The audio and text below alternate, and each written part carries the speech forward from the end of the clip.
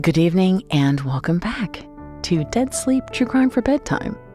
It's Nancy Miller here, the creator and host of the show, and I am so excited to share a very special episode with you tonight. The recent episodes have been very long and dense and complicated and dark, and so I thought it might be a nice cleanse to enjoy a classic, a crime-tinged saga written by one of the greats. It's a way to lighten up while enlightening our education on great storytelling, in this case, in crime fiction. A short story written by one of the most famous children's authors of all time, the British writer Roald Dahl. Though I recently learned the name is more accurately pronounced as Roald Dahl. The name's Norwegian, apparently, and that first D is silent. Whatever the case, many of us grew up with Mr. Dahl's fantastical works. From Charlie and the Chocolate Factory to Matilda to James and the Giant Peach. But what we didn't know, at least as kids back then, was Mr. Dahl had a double life. And his other side, it was far darker. In between his children's books, Dahl wrote short stories for adults. And one of my favorites is the one you'll hear tonight. I remember my mom telling me about this story when I was maybe 12 years old, and I was obsessed with it. It's called Lamb to the Slaughter, and you might also know it from a famous episode on the old series Alfred Hitchcock Presents. This short story originally ran in Harper's Magazine all the way back in 1953, though it's been widely shared and reshared all over the internet over the years. However, something I noticed, a lot of the free copies circulating on the internet, they are incorrect. There's actually a whole 3 or 4 sentences, crucial sentences missing from what's widely available online. So in the interest of promoting the integrity of Roald Dahl's legacy, I'm going to link to the original source with much gratitude for the Roald Dahl Company, along with the Roald Dahl Museum and Story Center. And I will share key links in the show notes, because otherwise this story is perfect. Mr. Dahl thought of everything. And as you listen to this story tonight, you can pay attention to everything from how he introduces his characters, to the verb tenses he uses for his characters, and of course, the arc of his main character, Mary Maloney, who in a very short amount of time goes from weak, helpless, pregnant housewife to a devious and dangerous killer. This is Lamb to the Slaughter.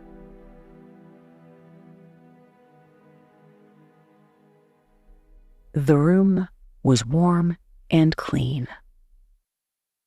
The curtains drawn, the 2 table lamps alight, hers and the one by the empty chair opposite. On the sideboard behind her, 2 tall glasses, soda water, whiskey, fresh ice cubes in the thermos bucket. Mary Maloney was waiting for her husband to come home from work. Now and again she would glance up at the clock, but without anxiety, merely to please herself with the thought that each minute gone by made it nearer the time when he would come home. There was a slow, smiling air about her and about everything she did. The drop of a head as she bent over her sewing was curiously tranquil.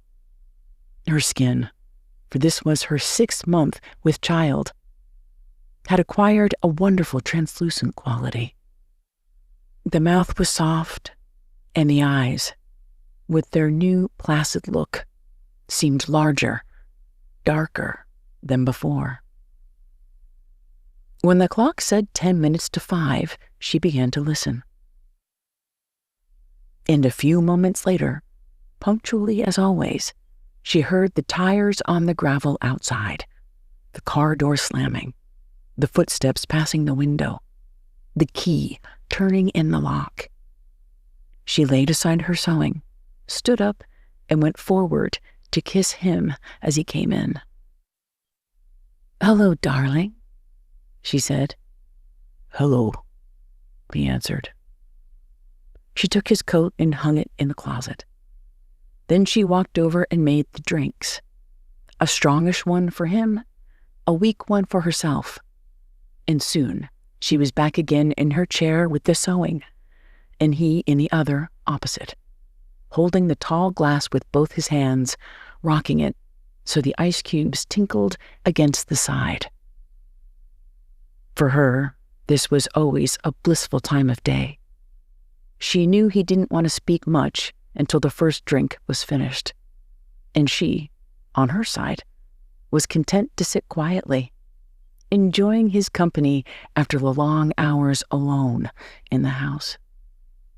She loved to luxuriate in the presence of this man, and to feel, almost as a sunbather feels the sun, that warm male glow that came out of him to her when they were alone together.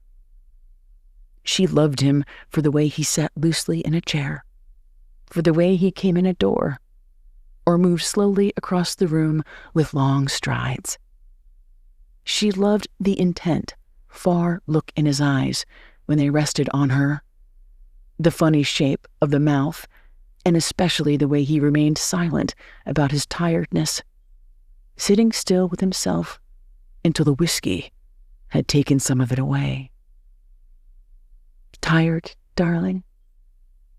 "Yes," he said. "I'm tired."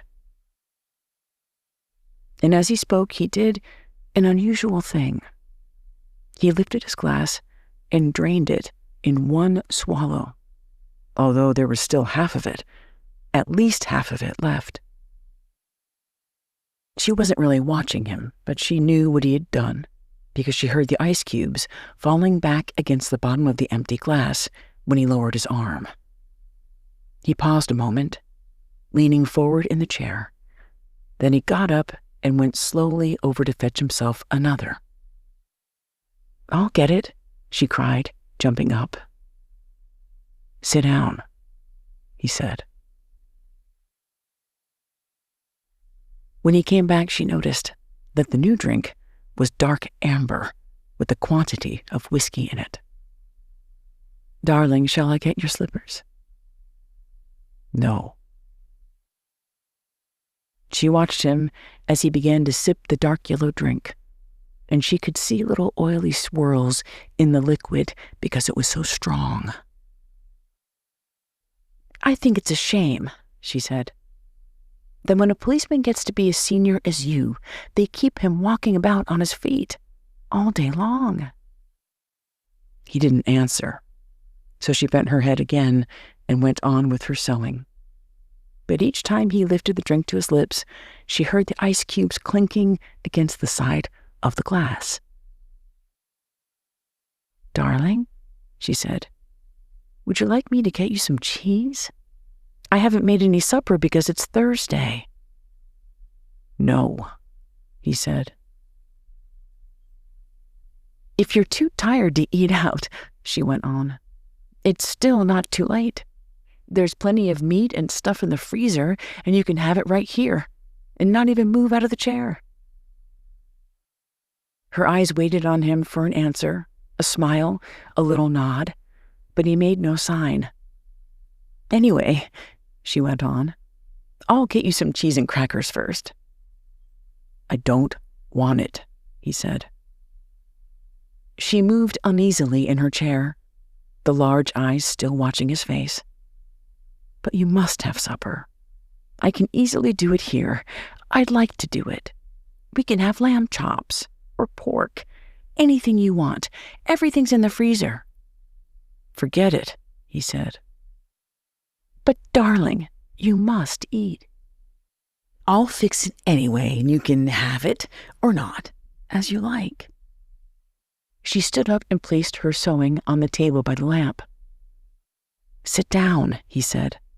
"Just for a minute. Sit down." It wasn't till then that she began to get frightened. "Go on," he said. "Sit down." She lowered herself back slowly into the chair, watching him all the time with those large, bewildered eyes. He had finished the second drink and was staring down into the glass, frowning. "Listen," he said. "I've got something to tell you." "What is it, darling? What's the matter?" He had become absolutely motionless, and he kept his head down so that the light from the lamp beside him fell across the upper part of his face, leaving the chin and mouth in shadow. She noticed there was a little muscle moving near the corner of his left eye. "This is going to be a bit of a shock to you, I'm afraid," he said. "But I've thought about it a good deal, and I've decided the only thing to do is to tell you right away. I hope you won't blame me too much."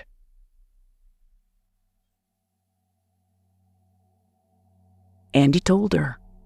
It didn't take long, 4 or 5 minutes at most, and she sat very still through it all, watching him with a kind of dazed horror as he went further and further away from her with each word.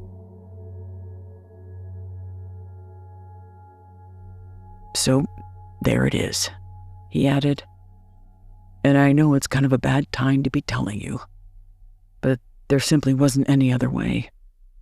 Of course, I'll give you money and see you're looked after. But there needn't be really any fuss. I hope not, anyway. It wouldn't be very good for my job."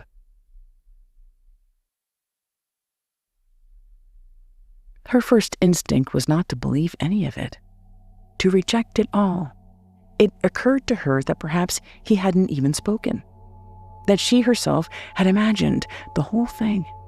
Maybe, if she went about her business and acted as though she hadn't been listening, then later, when she sort of woke up again, she might find none of it had ever happened.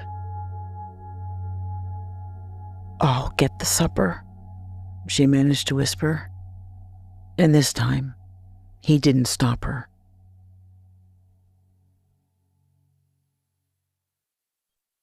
When she walked across the room, she couldn't feel her feet touching the floor. She couldn't feel anything at all, except a slight nausea and a desire to vomit. Everything was automatic now. Down the steps to the cellar, the light switch, the deep freeze, the hand inside the cabinet taking hold of the first object it met. She lifted it out and looked at it. It was wrapped in paper, so she took off the paper and looked at it again. A leg of lamb. All right, then. They would have lamb for supper. Holding the thin bone end of it with both her hands, and as she went through the living room, she saw him standing over by the window with his back to her, and she stopped. "For God's sake," he said, hearing her but not turning around, "don't make supper for me. I'm going out." At that point, Mary Maloney simply walked up behind him, and without any pause, she swung the big frozen leg of lamb high in the air and brought it down as hard as she could on the back of his head. She might just as well have hit him with a steel club. She stepped back a pace, waiting. And the funny thing was that he remained standing there for at least 4 or 5 seconds, gently swaying. Then he crashed to the carpet.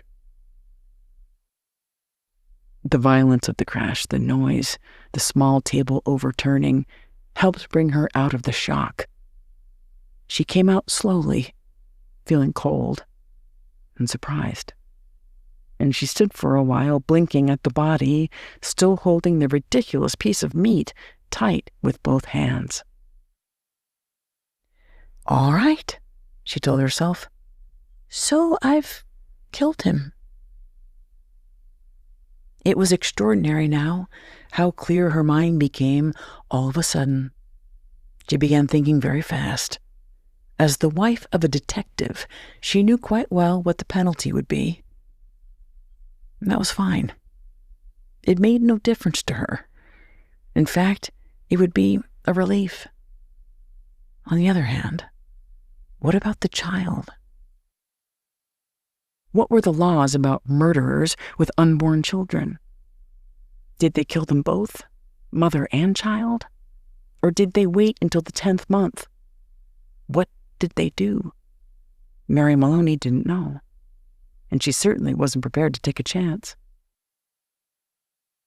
She carried the meat into the kitchen, placed it in a pan, turned the oven on high, and shoved it inside. Then she washed her hands and ran upstairs to the bedroom. She sat down before the mirror, tidied her hair, touched up her lips and face. She tried to smile. It came out rather peculiar. She tried again.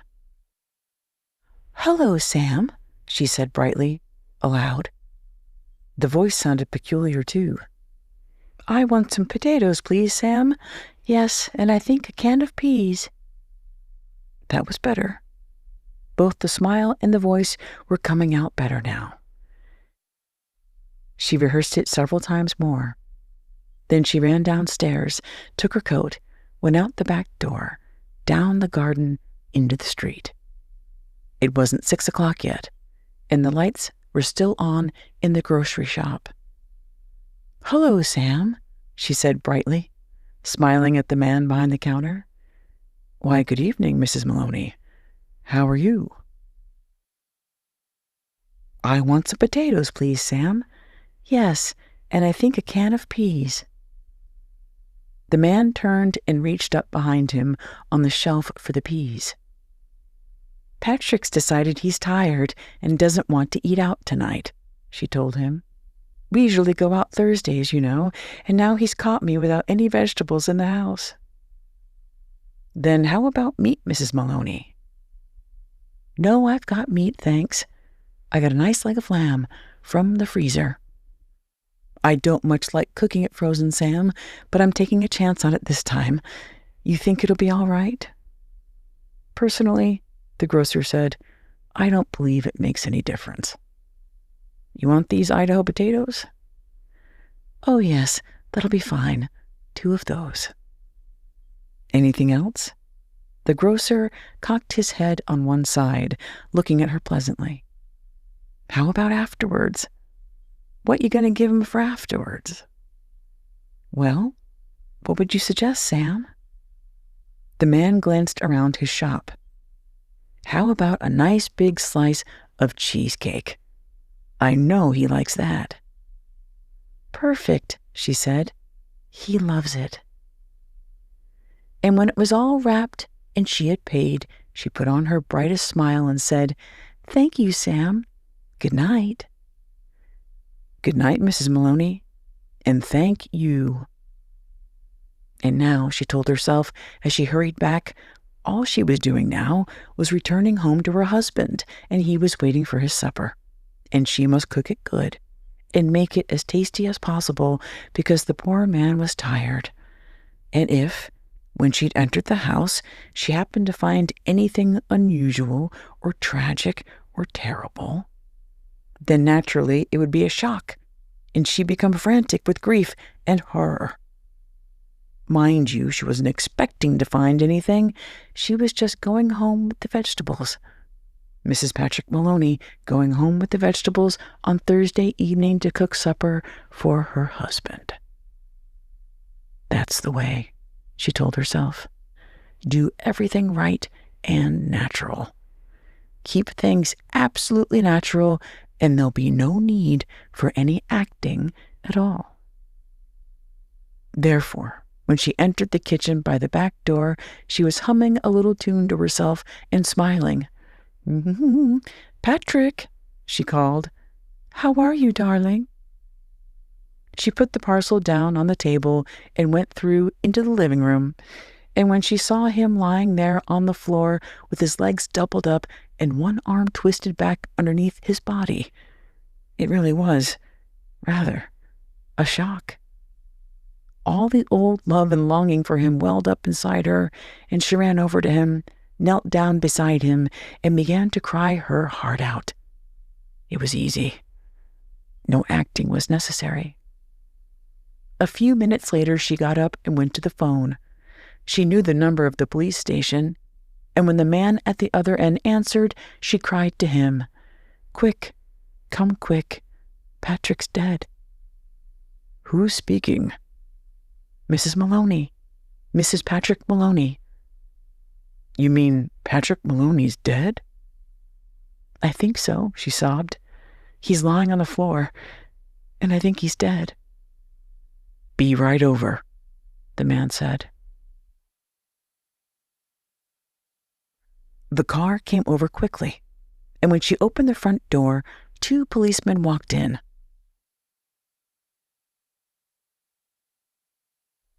She knew nearly all the men at that precinct, and she fell right into Jack Noonan's arms, weeping hysterically.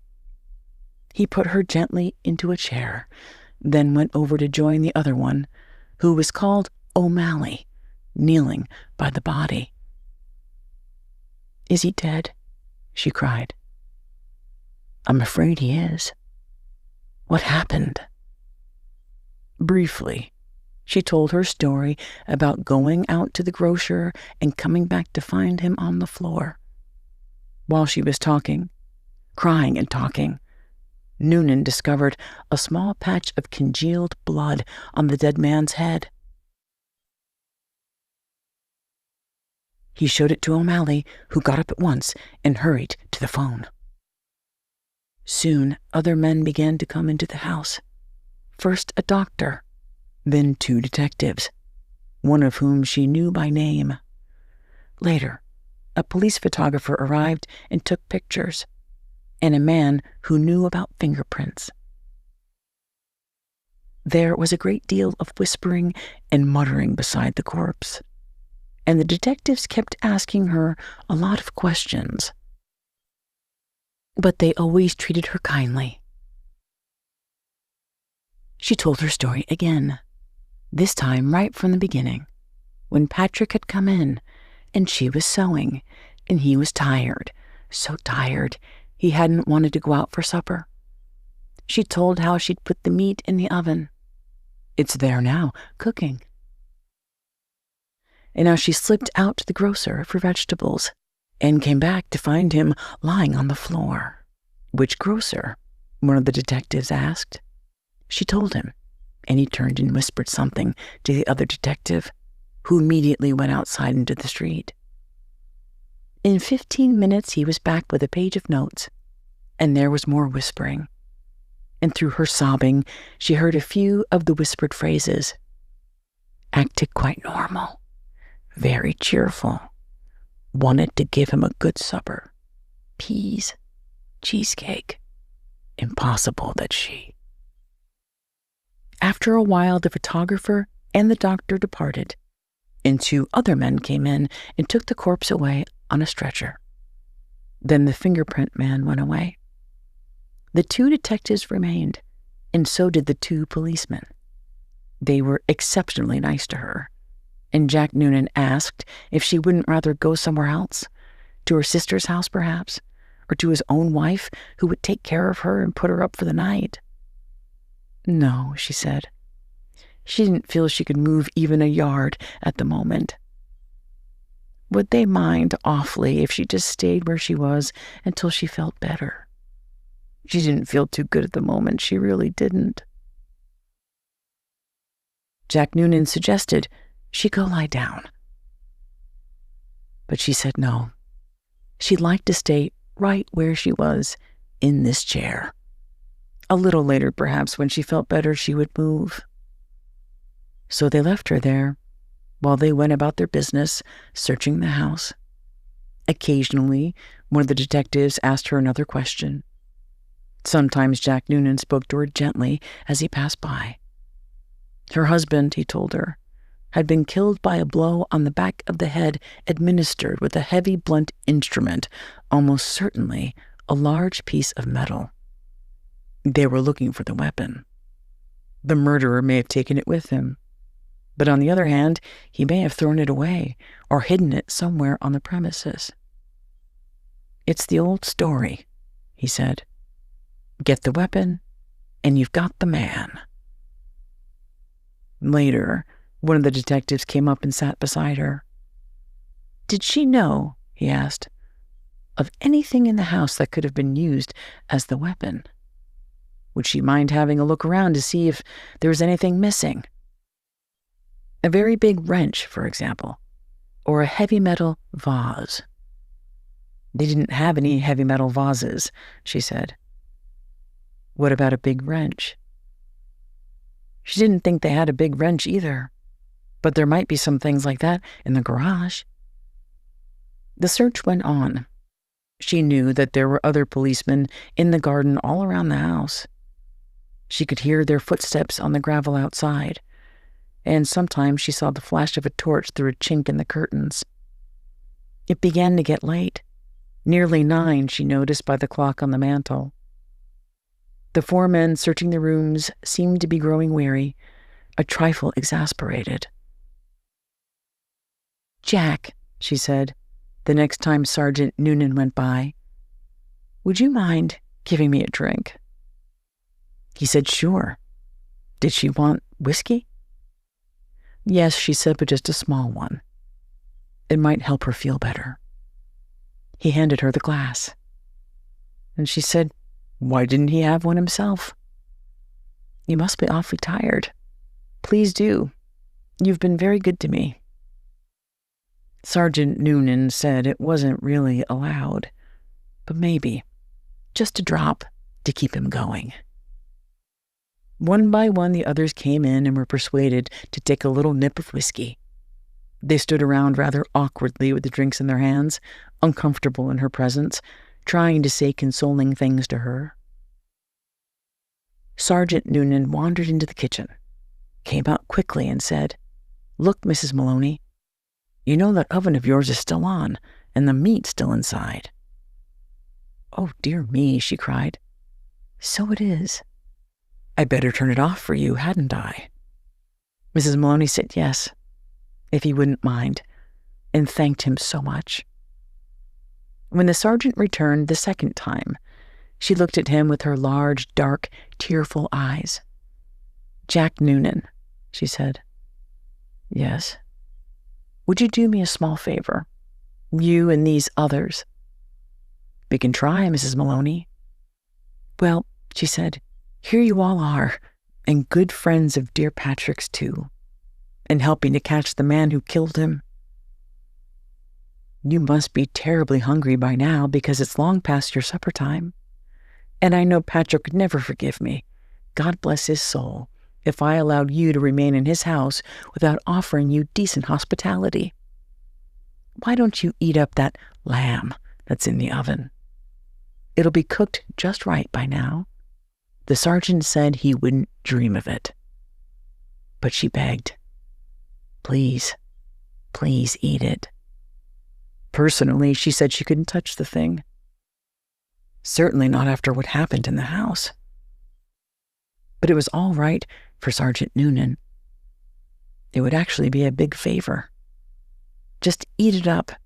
Then afterwards, you can go back to your work. There was a good deal of hesitancy among the 4 policemen, but they were clearly hungry, and in the end they were persuaded to go into the kitchen and help themselves. The woman stayed where she was, listening to them through the open door, and she could hear them speaking among themselves, their voices thick and sloppy because their mouths were full of meat. Have some more, Charlie? No, better not finish it. She wants us to finish it. She said so. Be doing her a favor. Okay, then. Give me some more. The men continued to talk about the case. "That's the hell of a big club the guy must have used to hit poor Patrick," one of them was saying. "The doc says his skull was smashed all to pieces, just like from a sledgehammer." "That's why it ought to be so easy to find," one of them said. "Exactly. Whoever done it, they're not going to be carrying a thing like that around with them longer than they need." One of the men belched. "Personally, I think it's right here on the premises. Probably right under our very noses. What do you think, Jack?" And in the other room, Mary Maloney began to giggle.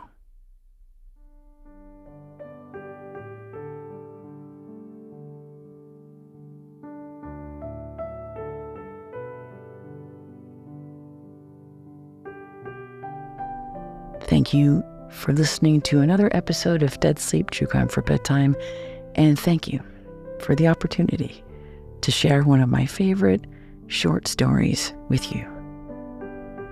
I will be back next week with the bonus episode of Dead Sleep.